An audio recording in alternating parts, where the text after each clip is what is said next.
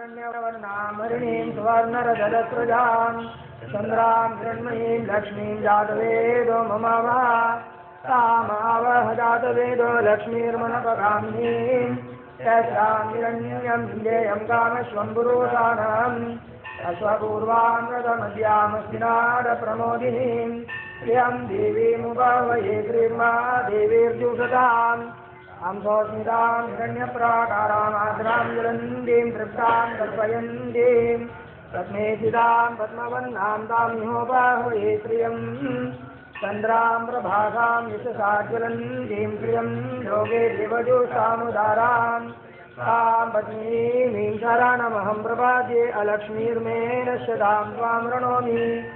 आदित्यवर्णे तपसोऽधि जातो वनस्पतिस्तव वृक्षोऽथ बिल्वः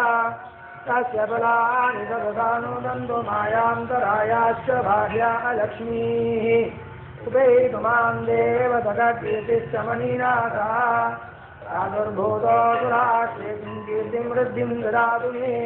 पृथिवाकामला ज्येष्ठा अलक्ष्मीर्नाशयाम्यहम् अबोधिमसमृद्धिं च सर्वानिर्नुदमे गृहात् गन्धद्वारां दुरादर्शां च पुष्टां करीषिणीम्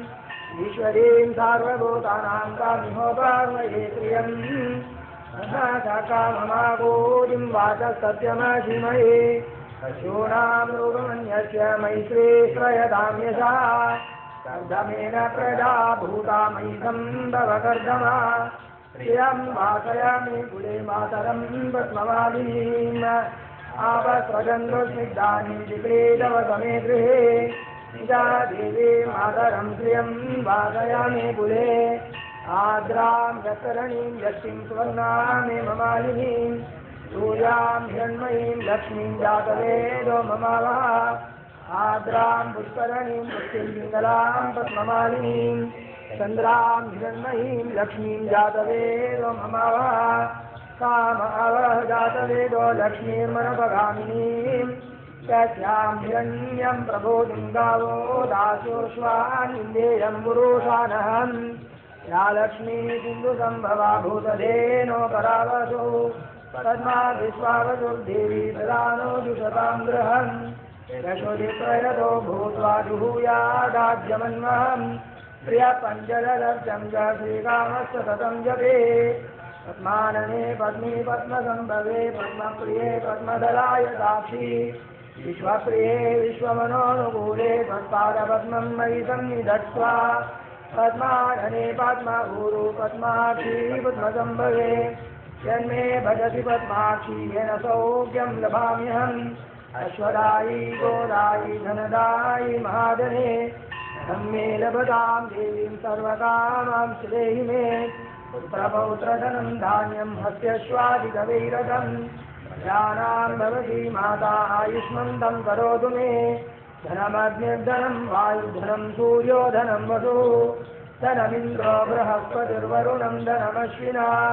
वैनादेय सोमं पिबतु वृत्रः सोमं दनाश सोमिनो मह्यं ददातु सोमिनः न क्रोधो न च मात्सर्यं न लोभो नाशुभामतिः भवन्ति कृतपुण्यानां भक्तानां श्रीसूक्तं जपेत् सरसिजनिलये सरोजहस्ते धवलतरां शुभदण्डमाल्यशोभे भगवति हरिवल्लभे मनोज्ञे त्रिभुवनभूतिकरी प्रसीदमह्यम् चन्द्राभां लक्ष्मीशानां सूर्याभां श्रियमेश्वरीं आशामहालक्ष्मीरुपास्महे वर्षन्तु देवि बाबरिद्वो अभ्रस्य विद्युताः वहन्तु सर्वबीजान्यवद्ब्रह्मद्विषो जहि विष्णुपत्नीं क्षमां देवीं माधवीं माधवप्रियां लक्ष्मीं प्रियसखीं देवीं नमामि च्युतवल्लभां महालक्ष्मीया विद्महे विष्णुपत्नीया धीमहि तन्नो लक्ष्मी प्रचोदयात्। श्रियकान्ताय कल्याणनिधये निधयेतिनां श्रीवेङ्कटनिवासाय श्रीनिवासाय मङ्गलम् लक्ष्मीकविग्रहालोकसुभोविगमचक्षुषे चक्षुषे सर्वलोकानां वेङ्कटेशाय मङ्गलम् श्रीवेङ्कटादिशृङ्गाग्रमङ्गलाभरणाग्रये मङ्गलानां निवासा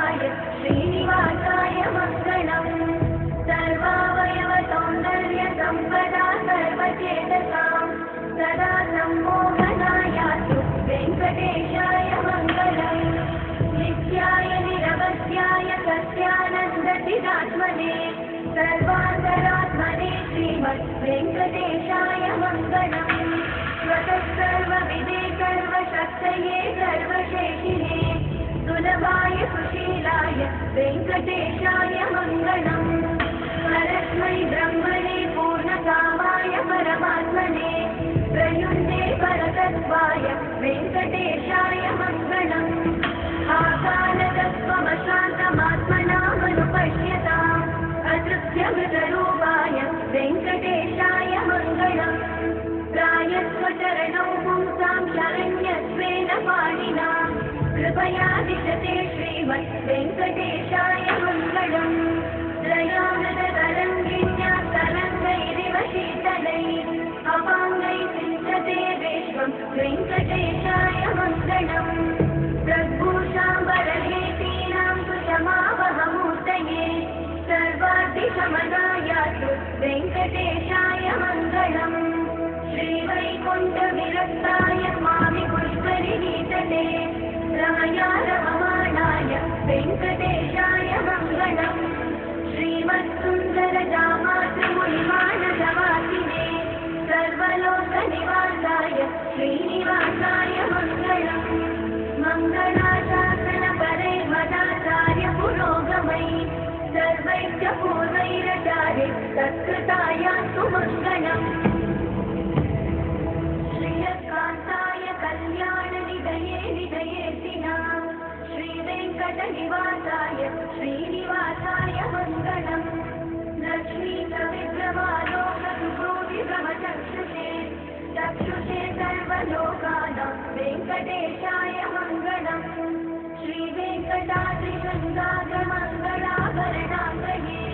मङ्गलानां निवासाय श्रीनिवासाय मङ्गलम्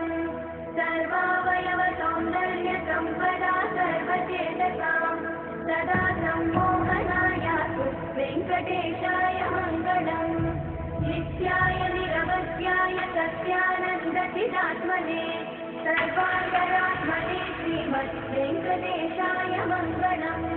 स्वतः सर्वविदे सर्वशक्तये सर्वशेषिने सुलभाय सुशीलाय वेङ्कटेशाय मङ्गलम् परस्मै ब्रह्मणे पूर्णकामाय परमात्मने प्रयुञ्जे परतत्त्वाय वेङ्कटे